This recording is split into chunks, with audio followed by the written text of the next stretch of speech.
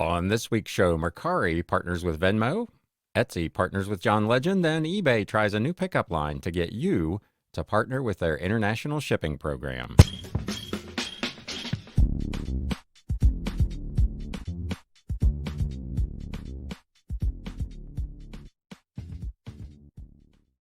What is up, Galaxians? Welcome to episode number 203 of the Galaxy CDs, Rocks, and Flips Reseller Talk podcast. My name is Ryan, and I am a full-time reseller, part-time YouTuber, and podcaster working out of my home here in the greater Cincinnati area, and this channel is all about the flip life. We have got a bunch of reselling news this week with updates from Amazon, Etsy, Mercari, and more. And we've got some interesting items in the What Sold recap at the back end of the show, so you'll want to be sure to stick around for that as well. If you're into the technical part of podcasting, I am recording today on a new microphone. I picked up the Neat King B2 last week. This is my first time using it.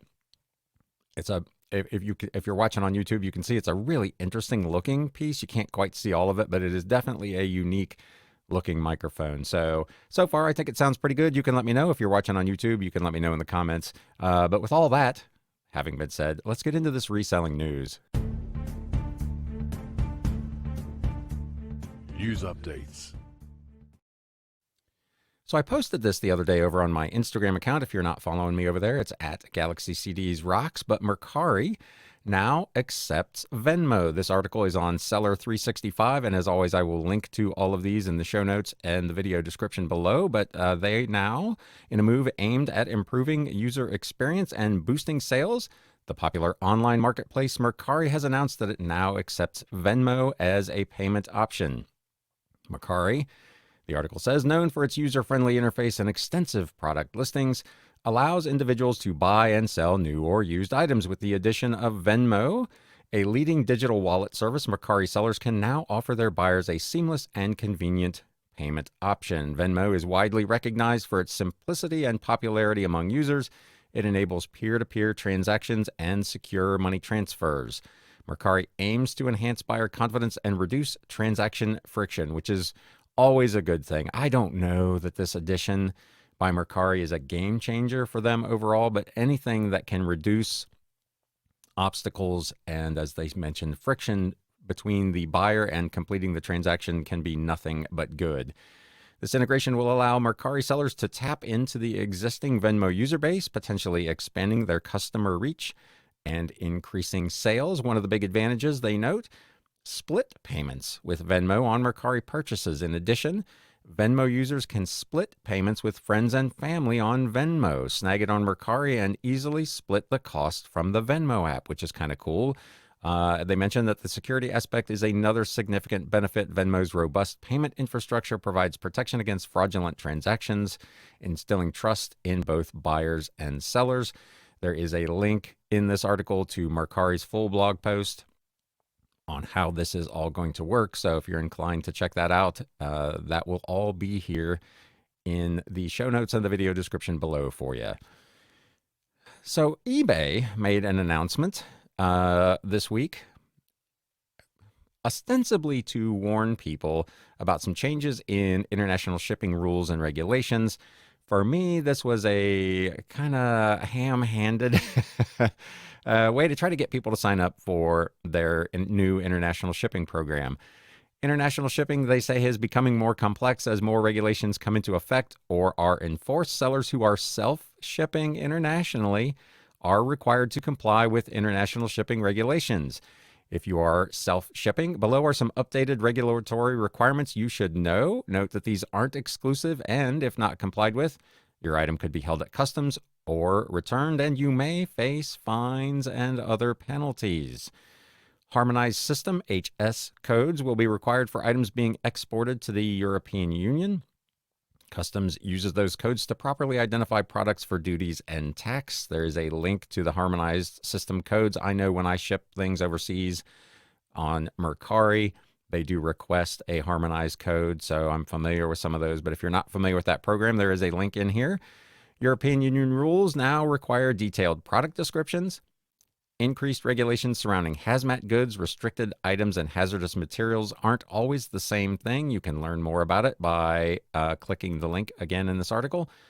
One of the requirements of the EU Digital Services Act is that sellers must offer a minimum of 14-day returns. The DSA also requires sellers to register, and they may be responsible for package recycling fees. I've seen this pop up several different times. So there's a lot going on if you're doing ship on your own international shipping. And this is eBay's subtle little pitch. Smart ship tip: remove the paperwork and guesswork with eBay International Shipping. Simply ship to our domestic hub and eBay will take care of everything, including customs and returns for you. You can learn more about it by clicking on the handy link in the article. So there you go. If you're shipping on your own internationally, the international shipping program, when it works correctly, does take all of the guesswork out of it. You don't have to do really anything. You ship your item to eBay and they're responsible for the rest of it. There is a downside to that, which we will get into here in a few minutes.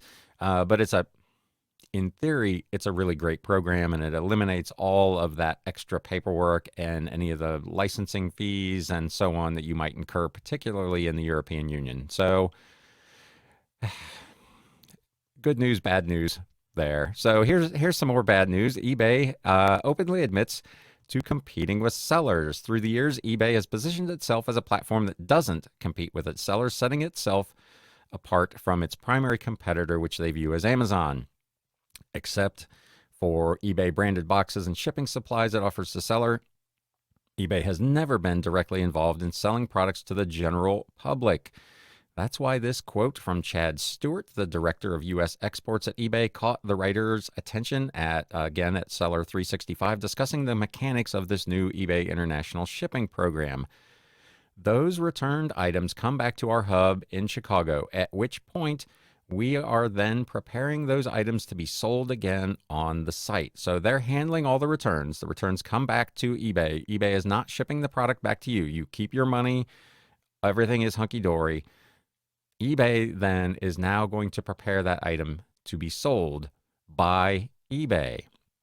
So these items will not be destroyed unless obviously they've come back to us destroyed. The vast majority of these items will end up finding another home with a buyer within the U.S. as we try to list those items on the site as well. The writer notes this is the first time an executive at eBay has admitted to a plan that had the marketplace selling items on the platform competing with sellers, which is true. I don't know how many international returns they expect to get, but there will definitely be some, and eBay is planning on selling those. They did not elaborate on the specifics of how the process was going to work. This writer supposes that it's probable that eBay will engage a liquidator to handle the sale of these items on their behalf. The objective of this approach is, of course, to recover as much of the program's no return hassles feature expense as possible, given that the company is essentially providing the service at no charge.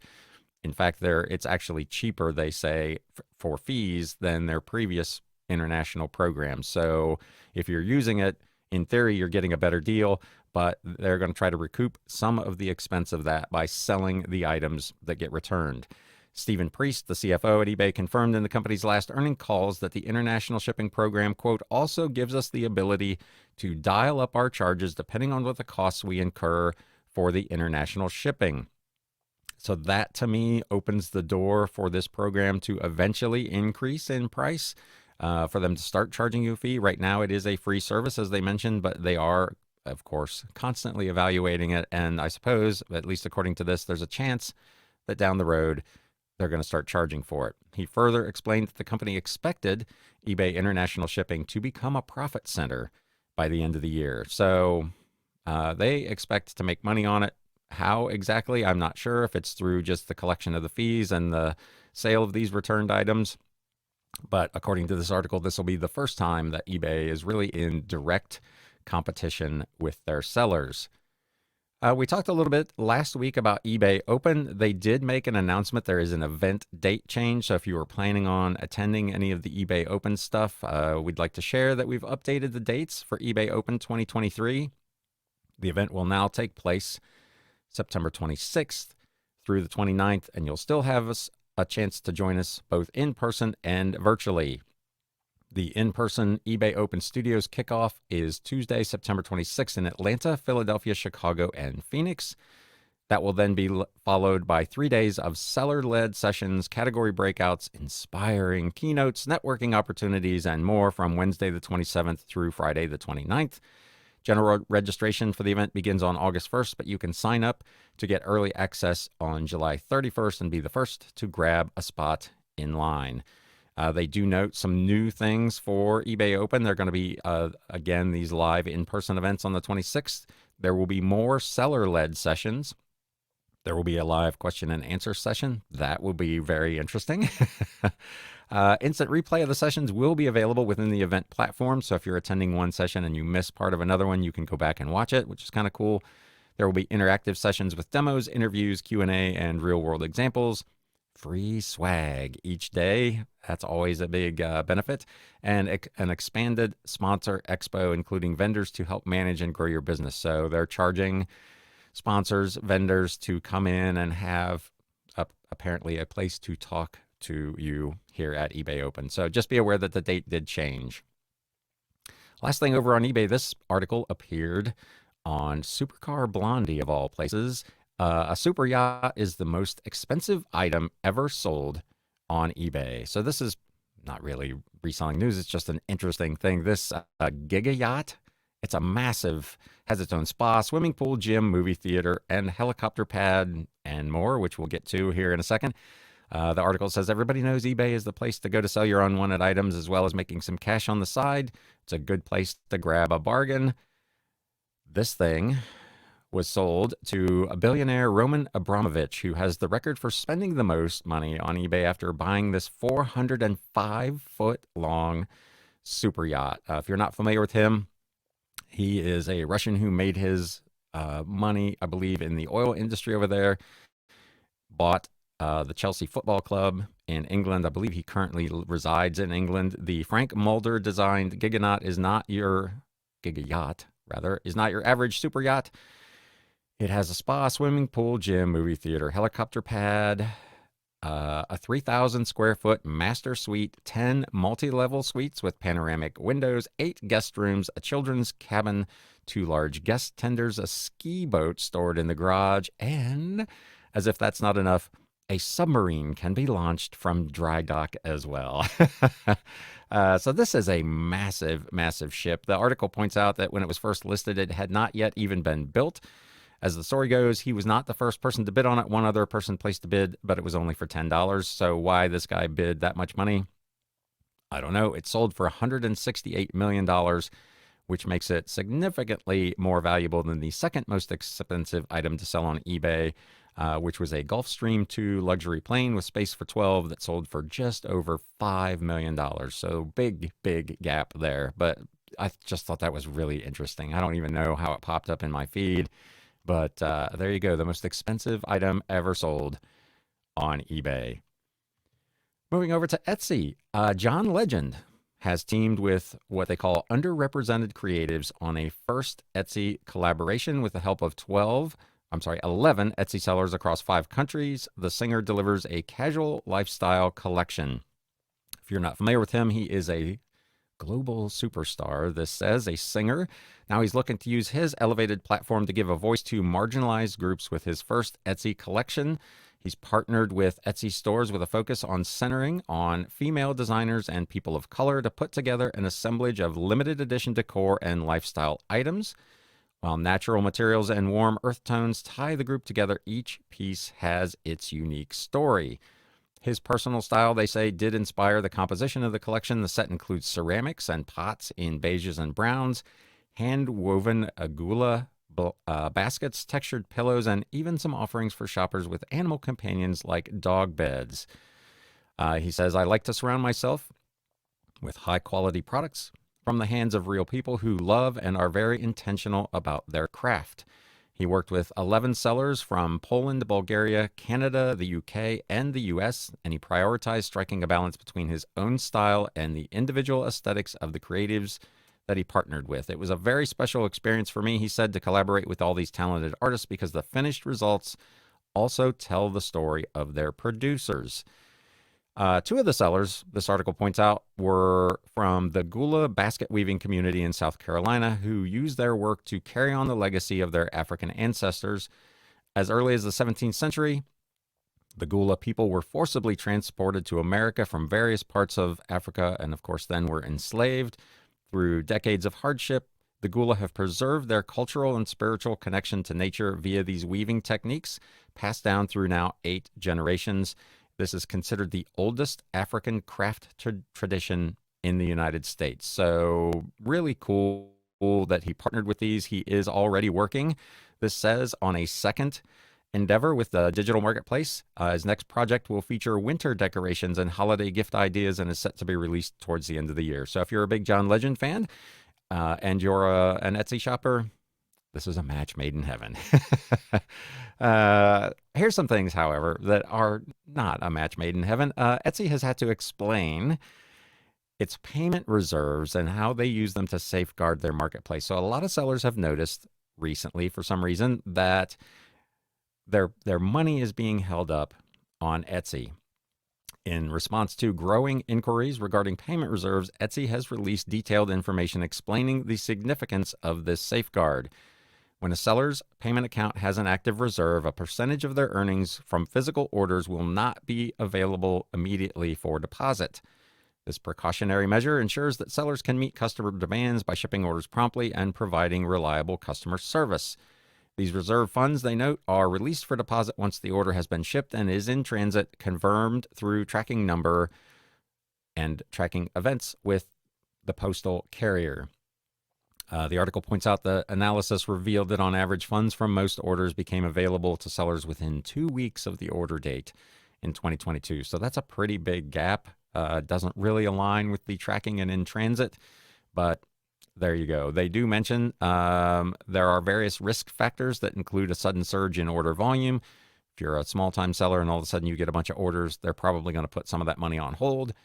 Consistently missing tracking information or events, that's really out of your control. If you, as we talked about a couple of weeks ago on this show, if USPS fails to scan properly as the thing moves through their system, it's hard for me to wrap my head around why Etsy would penalize you for that, but that is one of the things that could trigger this.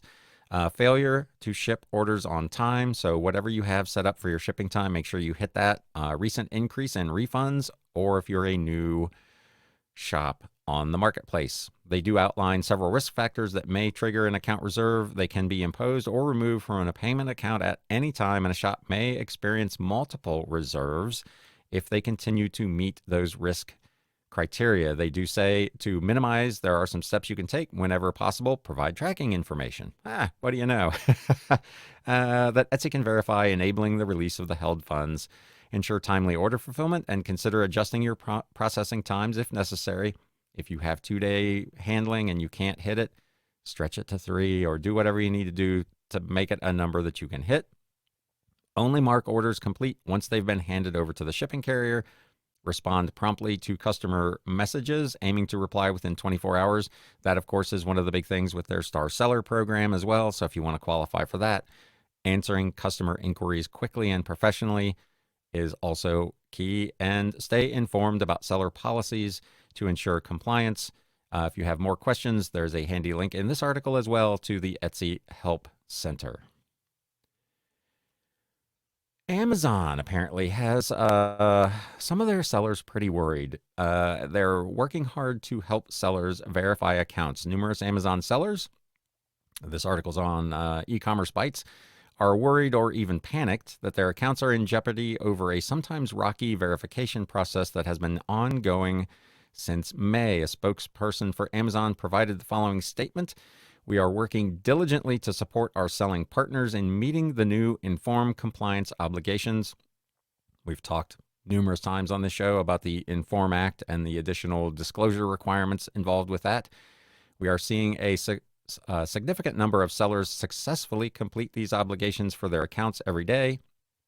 To ensure sellers go through the proper steps and help minimize the burden on small businesses, we have been communicating regularly with instructions and resources. We have a large group dedicated to calling sellers to walk them through this process and answer any questions. But one example of what sellers have been dealing with was a notice that Amazon sent on the 1st of June that included a section that was headed, "What actions do I need to take?" with the following message: "To avoid disruption to your disbursements, follow the instructions below to verify your information no later than June 8th of 2023, but there were no instructions. I know stuff slips through the crack, but man, that's kind of a big one. The spokesman did confirm that a small number of sellers had received that message in error, and they said they advised those sellers that they were not at risk for hold disbursements and should check their account health dashboard to determine if they really needed to do anything further. Some sellers expressed frustration that Amazon kept displaying a deactivation banner on their account even after they completed the process. So there's some technical glitches on the back end as well. So this has been really messy. We talked last week, I believe, about Etsy was going to be contacting sellers for this very reason as well. So this is all coming kind of to a head because the Inform Act goes into effect at the end of this month on June 27th. So sellers describe the process as slow, having to go through it with a postcard actually being sent out to them to verify the address. So there's just a lot going on there. If you're an Amazon seller, let me know in the comments if this is something that has affected you, but that is driving Amazon sellers up a wall. Speaking of being driven up a wall, they're answering new questions about their new FBA delivery window requirement. So they're making some changes over there as well. They held a chat session last Tuesday where it answered questions from sellers who use the fulfillment service about a new requirement when sending inventory to Amazon FBA called the Send to Amazon delivery window. Amazon described this as a new requirement that began on April 24th. On the Send to Amazon shipment creation process. When sellers create a non-Amazon partner carrier shipment, that's a mouthful, so someone that is not partnered already with Amazon, they are now asking you to provide a delivery window, which is an estimated date range of when sellers expect their shipment to arrive at the fulfillment centers. Given the variability in transportation lead times, they're asking for a date range. A delivery window is 7 days for domestic shipments, 14 days for international. The window provides Amazon an expected arrival for seller shipments, so Amazon can better manage incoming shipments and process them sooner. But this has been an ongoing complaint from Amazon FBA sellers. One seller posted, "It appears the goal is to help Amazon prepare to receive the inventory. But when we currently use the Amazon partnered carriers, the inventory check-in times have been a month after the shipment says it's already been delivered by UPS. I'm wondering if using a non-partnered carrier and providing a delivery window would expedite this check-in process." Seems like a natural question to ask. The answer, of course, unfortunately, was no. We do not seek delivery windows when you use Amazon partnered carriers, as we gain information on your shipment's expected arrival directly from the carrier. So they're connected, and that when you send that stuff in, they get the tracking information and they're already getting a delivery window. While we've been working on reducing check-in times, using a non-partnered carrier versus a partnered carrier will not, they say, impact your check-in process. So again, if you're an Amazon seller using FBA, have you received this notice? Is this something that you think is going to affect you or anyone else that you know? But it's just kind of one more thing going on at Amazon, which makes me happy that I'm not over there. So that's going to wrap the reselling news. Now it's time for a little bit of what's sold.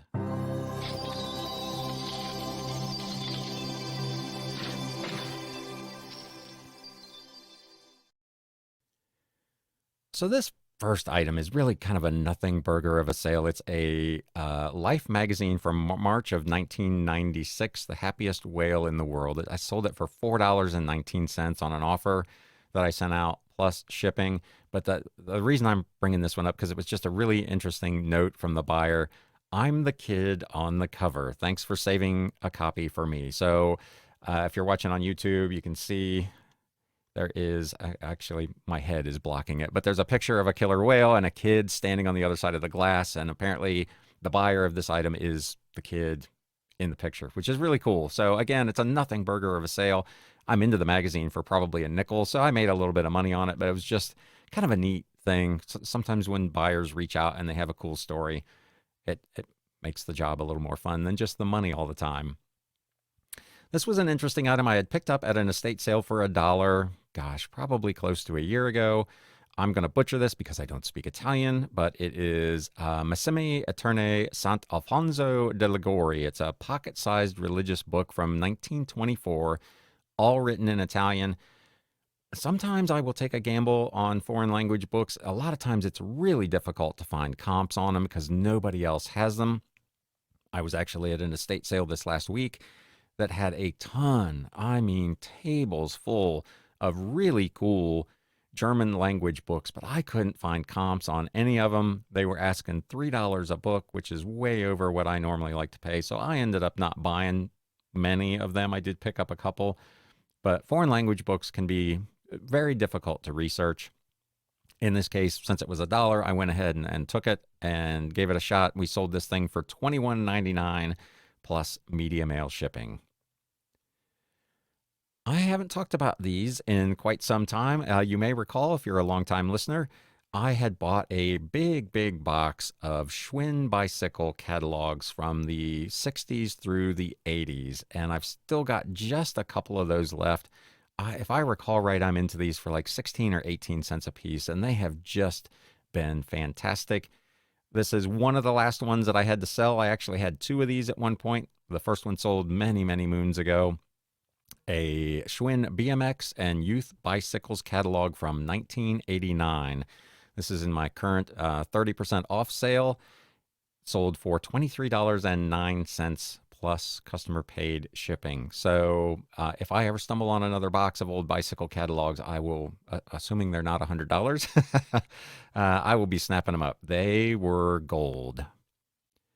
This was an interesting piece from, I believe, 1936 or 1938, the McCormick IHC. It's an instruction booklet for the Little Genius Tractor Plow number 8, model number MCD 3936. Really old, like owner's manual instruction book on how to operate this old plow. It was in a box of old books. I didn't even know it was in there, so I never even counted it into my inventory. So essentially it was a free item. It sold for $24.99 plus media mail shipping. I mentioned a couple of weeks ago that the last sale I went to was a garage sale, and I bought like 102 books for $30, and I finally got around to listing all of those books, and it's already started to pay dividends. I'd mentioned there were a lot of old Westerns in that. This first lot of 9 Jensen series stories from William W. Johnstone. So I packed in this big box, there were 9 from this same particular series, the Jensen family, the brothers Jensen, and so on. I put them all together in one lot of 9, priced it at $26.99 plus media mail shipping. I'm into these things, like I said, for what amounts to a little bit less than 30 cents a piece. I paid $30 for that entire lot. This one sold for $27, so I'm almost in the money. Here in about 2 minutes, I will be fully in the money because I have something else from that lot to share. So that sale has worked out very well. So that's a lot of 9 paperbacks. This is, I think, the second week in a row I've talked about lots of books. Individually, these things are selling for $3, $4, $5, free shipping. You build a lot of them and price them in about that range, and you can end up clearing out a pretty good amount of inventory and making a pretty good lick on them right away. Something else I've not talked about in quite some time, model railroad magazines. This is a bound set. They're in a 3-ring binder from Railroad Model Craftsman magazine. This is all 12 issues from 1967, the full year from January to December. I've had this thing for a long time. It's in my current 30% off sale. Sold for $27.99 plus shipping. So I've talked about it before. Old collections of magazines in some kind of binding can do really well. They can be kind of slow sellers sometimes, but this did not bad. I'm into these for $1.15 a piece, so pretty nice flip. Would have been more fun at $40 than $28, but we'll take it. Here's the second batch of those books from the 102 lot that I purchased. Donald Clayton Porter. These were from the White Indian series. I did a lot of 10, numbered 9 through 18, that all had matching covers. I did another lot of 6, numbers 20 through 26, that had different covers that all matched each other. So that's essentially how I did it. The books are all from the same series, but these were from different eras. I had one buyer that bought both of those lots, so $45.98, again, plus media mail shipping. So between those two sales, I've more than doubled my money and gotten out of all these books. So again, lots of books can be productive. And this will be the flip of the week. This was picked up at an estate sale for 50 cents. Virginia's History and Geography. It's a textbook from Charles Scribner's Sons from 1965. This thing had really, really good value. The comps on it were very good. This one was in fantastic condition. I had it listed for $124.99 plus shipping. Got a watcher, sent out a 15% off offer, and sold it for $106.24. So there is, as I talk about regularly, some money to be made in these old textbooks, which is kind of cool. So Virginia's History and Geography from 1965. If you find one of those out in your travels, think about picking that one up. It's pretty good. I did want to share also, I am running a sale right now, a friends and family discount in my eBay store. In addition to all the other things I've got going on, I'm running 15% off for anybody who uses the link that'll be in the description and the show notes below. So if you're interested in picking something up, or you just want to go browse the store, click the link, go take a look, 15% off. No limit, buy as much as you want. So that is going to put a wrap on this week's show. I've already got some ideas in mind for next week as we're kind of fully into what people describe as the summer slowdown. So next episode, I'm going to have kind of some tips of some things that I'm trying to hopefully alleviate the summer slowdown. Probably not eliminate it, but certainly hopefully take a bite out of it. So be looking forward to that. That will be the next episode. And now it's time to sell. As always, thanks for listening. If you got something out of this, hey, yeah, last thing before I click off here, do me a favor. If you're watching on YouTube, smack that thumbs up button. If you're not currently a follower of the podcast or a subscriber to the YouTube channel, please do that as well. And now it's time to sell. Thanks, guys.